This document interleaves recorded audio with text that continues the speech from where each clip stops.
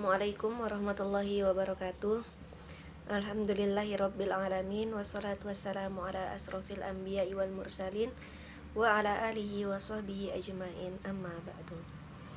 Perkenalkan, nama saya Nurjannah, NIM 2001040033. Di sini saya akan mempresentasikan materi makalah saya yang berjudul Adab Makan dan Minum.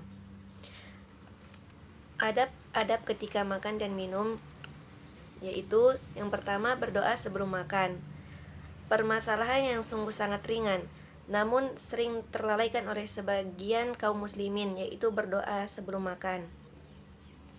Padahal lebih ringan daripada sekedar mengangkat sesuap nasi ke dalam mulut kita, dan tidak lebih berat dari menahan rasa lapar. Adab makan dan minum yang kedua, yaitu makan dan minum menggunakan tangan kanan. Apabila kita menggunakan tangan kanan, maka kita akan mendapat pahala. Dan apabila seseorang makan dan minum menggunakan tangan kiri, maka ia akan mendapat dosa karena dia telah melarang atau melanggar perintah Allah Subhanahu wa taala dan perintah Rasulullah sallallahu alaihi wasallam. Karena perbuatan tersebut adalah perbuatan yang dilakukan oleh orang-orang kafir atau setan yang disebut dengan tasyabuh.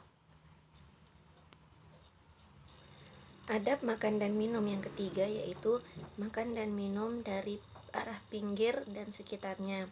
Makan dari arah pinggir atau tepi dan memakan apa yang ada di sekitarnya yang terdekat merupakan bimbingan Rasulullah SAW, dan pada bimbingan beliau terkandung barokah serta merupakan penampilan adab yang baik. Makan dan minum yang keempat, yaitu tidak memercah makanan. Semua yang kita makan dan minum merupakan rezeki yang datang dari Allah Subhanahu wa taala. Maka tidak boleh bagi kita untuk menghina ataupun memercah sedikit pun dari apa yang telah diberikan Allah Subhanahu wa taala kepada kita. Adab makan dan minum yang kelima, yaitu berdoa setelah makan. Sesungguhnya Allah Subhanahu wa taala meridhoi terhadap seorang hamba yang makan dan minum kemudian memujinya.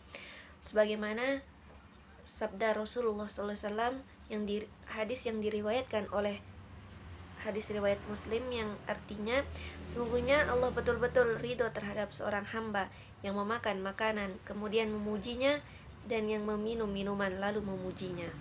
Adab makan dan minum yang selanjutnya, yaitu mengambil makanan yang terjatuh. Termasuk tuntunan Rasulullah SAW adalah mengambil makanan tersebut terjatuh dari tangan. Ini bukan berarti bahwa Islam tidak mengajarkan kita tentang kebersihan dan kesehatan. Oleh karena itu, kita mengambil makanan yang terjatuh tersebut harus dibersihkan bila terdapat kotoran kepadanya. Adab makan dan minum yang terakhir, yaitu tidak bernafas di bejana atau meniup makanan. Dari sahabat Ibnu Abbas radhiyallahu anhu bahwa Rasulullah SAW telah melarang bernafas di dalam bejana atau melarang untuk meniup padanya. Hadis riwayat Sahih Sunan At-Tirmizi nomor 1539. Mungkin hanya ini yang dapat saya sampaikan. Materi selanjutnya yang akan disampaikan oleh teman-teman kelompok saya. Sekian, wallahul muwaffiq ila aqwamit thoriq. Wassalamualaikum warahmatullahi wabarakatuh. Assalamualaikum warahmatullahi wabarakatuh. Nama saya Nuri Zerani, NIM 200104034. Saya akan mempresentasikan materi makalah saya yang berjudul Hikmah Melaksanakan Adab Makan. Hikmah melaksanakan adab makan di sini ada beberapa macam. Yang pertama, membaca bismillah sebelum makan, yaitu fungsinya mencegah setan dari ikut berpartisipasi menikmati makanan tersebut. Yang kedua, hikmah dari larangan mengambil makanan yang berada di hadapan orang lain, karena perbuatan tersebut kurang sopan, bahkan boleh jadi orang lain akan merasa jijik dengan perbuatan tersebut. Yang ketiga, mengambil posisi duduk tegak tanpa bersandar. Posisi duduk tegak tidak membungkuk, tidak menyebabkan perut berlipat, dan diafragma lebih terdorong ke bawah rongga dada sebagai wadah membantu pernapasan juga menjadi lebih lapang. Selanjutnya, saya akan membahas tentang perintah untuk menjilati sisa makanan yang menempel pada tangan dan piring sebelum dibersihkan. baik dengan dilap ataupun dicuci, memiliki beberapa alasan sebagai berikut. Yang pertama, untuk meraih berkah makanan. Yang kedua, Ibnu Daqiq Al-Id rahimahullah pernah berkata, alasan tentang hal ini sangat jelas dalam beberapa riwayat, yakni karena dia tidak tahu pada makanan mana terdapat barokahnya. Yang terakhir, hikmah lainnya agar tidak tumbuh sifat sombong dalam diri dengan meremehkan makanan yang sedikit dan menurut kebiasaan dianggap sesuatu yang remeh. Al-Qadli Iyad berkata, sesungguhnya Rasulullah Shallallahu Alaihi Wasallam memerintahkan itu agar tidak meremehkan makanan yang sedikit. Assalamualaikum warahmatullahi wabarakatuh. Perkenalkan, nama saya Lulu Wariza, NIM 20010404032.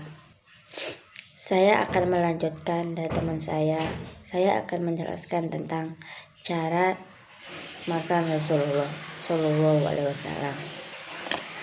Tata cara makan Rasulullah Shallallahu Alaihi Wasallam yaitu: pertama, Rasulullah SAW selalu mengawali aktivitas memakannya dengan membaca bismillah dan mengakhirinya dengan bacaan alhamdulillah. Karena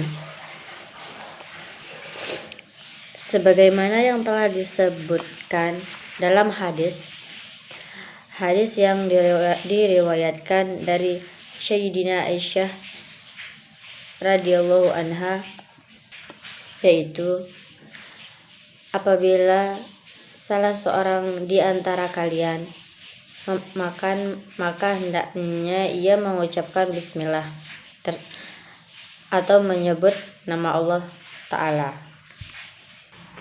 Dan sebagaimana juga yang sudah dipraktikkan Rasulullah SAW ketika beliau selesai dari makan atau minum, beliau membaca puji syukur kepada Allah yang telah memberi makanan dan yang memberi minum kepada kami, serta menjadikan kami termasuk orang-orang Islam.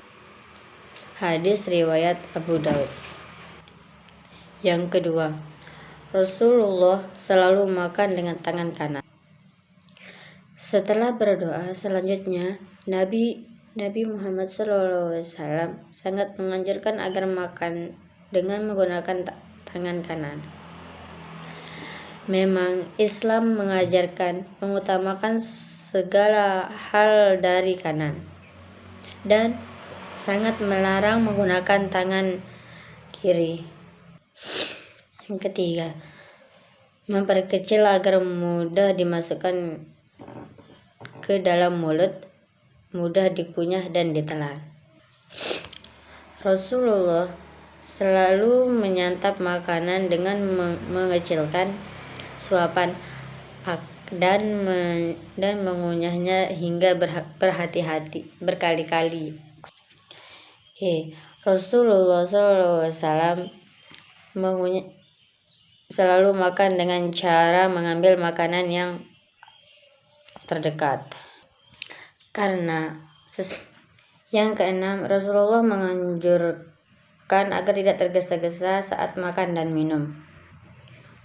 Yang ketujuh, tunggu hidangan yang dimakan atau diminum itu mencapai suhu normal.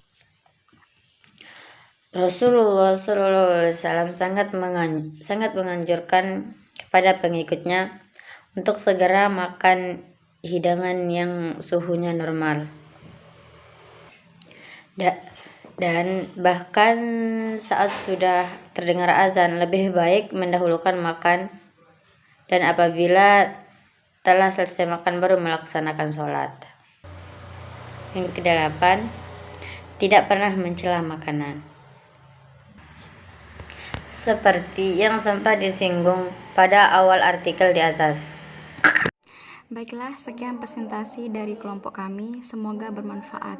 Kurang lebihnya kami mohon maaf.